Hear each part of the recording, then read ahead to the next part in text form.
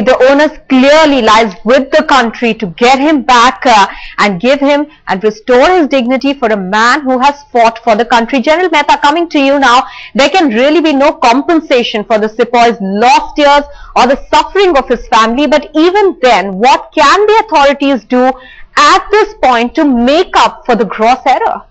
Well, precisely what Dr. Varech has suggested, that firstly our diplomatic mission, our ambassador in Oman and our intelligence agencies must be put to work, and we must investigate how firstly did Jaspal land up in Oman, and then well, there is really no compensation, but we should try and get him back with all the respect and dignity, and restore him to his family. I also agree with Dr. Varech that the government of India, and especially the Ministry of External Affairs, should have and could have taken this issue far more robustly than they have.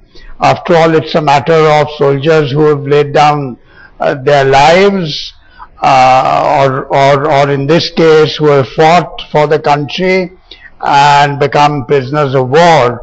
And as I said right in the beginning of the program, that we do not take the issue of prisoners of war or even those who are missing in action in making efforts to get their confirmation about their last battle, and whether they are in fact prisoners of war or they were killed in action.